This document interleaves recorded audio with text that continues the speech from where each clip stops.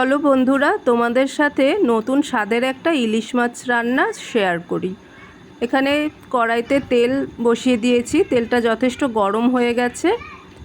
তো এই ইলিশ মাছগুলোকে এবার আমি ভেজে নেব। আগে থেকেই নুন হলুদ মাখিয়ে রেখেছিলাম বেশ কিছুক্ষণ। এবার আমি গরম তেলের মধ্যে একটা একটা করে মাছ দিয়ে দিচ্ছি। সাবধানে দিতে হবে, ইলিশ মাছ কিন্তু একটু নরম নরম হয়, তো যাতে ভেঙে না যায় তাই সাবধানে একটা একটা করে মাছ এখানে তেলের মধ্যে দিয়ে দিচ্ছি। ইলিশ মাছ কিন্তু বেশি ভাজলে ভালো লাগে না, বুঝলে তো। ইলিশ মাছ একটু হালকা ভাজলে তবেই ভালো লাগে। অনেকে তো কাঁচা ইলিশ মাছই রান্না করে, তো আমার বাড়িতে সবাই কাঁচা ইলিশ মাছ খেতে পছন্দ করে না, তাই জন্য আমরা হালকা একটু ভেজে নিই। এখানে দেখো, এক পিঠ ভাজা হয়ে গেলে উল্টে দিতে হবে, আর উল্টে দিয়ে যখন দুটো পিঠই একটু হালকা ভাজা হয়ে যাবে তখন আমাকে তুলে নিতে হবে মাছগুলো। দেখো, একটা সেট ভাজা হয়ে গেছে আমার, আর বাকি কিছু মাছ ছিল সেটাও আমি ভেজে নিচ্ছি। আজকের ইলিশ মাছটা বেশ বড় ছিল, আর দেখো পেটে ডিমও ছিল মাছটার।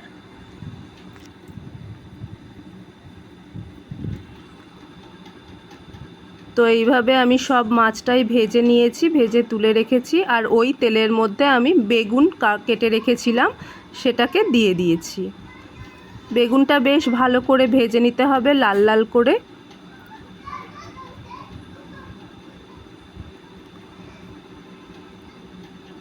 পরে যখন রান্না করব তখন মাছ আর বেগুন আমি একসঙ্গেই দেব, তাই বেগুনটা এখানে ভালো করে ভেজে নিতে হবে।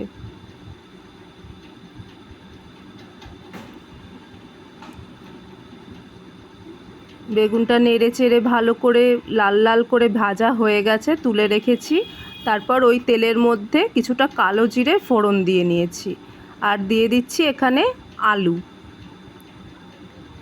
আলুটা ভালো করে ভেজে নিতে হবে, আর দেখতে হবে যে এখানেই যাতে আলুটা বেশ কিছুটা গলে যায়।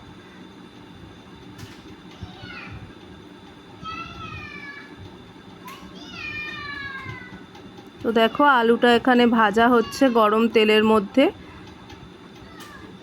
আজকের ইলিশ মাছটা অনেকটা তেলও বেরিয়েছে।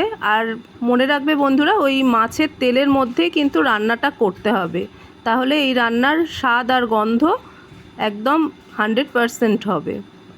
তো এবার দেখো, এখানে আমি হলুদ দিয়ে নিলাম। এবার দেব স্বাদ মতো লবণ। তোমরা যার যেরকম খাও সেরকমভাবেই বুঝে দিয়ে নেবে। আর দিয়ে দিয়েছি জল। এরপরে আমি একটা মশলা দেব, যে মশলাটা হচ্ছে জিরে, আদা আর কাঁচা লঙ্কা বাটা। এটা পেস্ট করে রেখেছিলাম, হাতে বেটেছি আজকে এটা। সব সময় মিক্সির মশলা সব রান্নাতে খাটে না, তো তাই এটা আমি হাতেই আজকে বেটে নিয়েছি। বাটিটা ধুয়ে যে জলটা ছিল ওই জলটাও আমি ঝোলের মধ্যে দিয়ে দিলাম। এবার দিচ্ছি এখানে বেশ কিছুটা কাঁচা লঙ্কা। যদি কারোর একটু ঝাল বেশি খেতে লাগে সে ওই কাঁচা লঙ্কা মেখে নিতে পারে। আর কাঁচা লঙ্কার গন্ধ এই রান্নার স্বাদ গুণ বাড়িয়ে দেয়। দেখো, আলুগুলো এখানে ঝোলের মধ্যে ফুটছে। আলুটা গলে যাবে যখন, তখনই আমি এখানে মাছ আর বেগুন একসঙ্গে দিয়ে দেব। মাছ আর বেগুন দিয়ে বেশিক্ষণ ফোটাবো না, কেননা মাছ ভেঙে যেতে পারে আর বেগুনগুলোও একদম গলে যাবে, তখন আর ভালো লাগবে না। দেখো, এবার আমি দিয়ে দিচ্ছি। প্রথমে বেগুনগুলো সব দিয়ে দিলাম, এবার মাছগুলো সাবধানে একটা একটা করে ঝোলের মধ্যে দেব।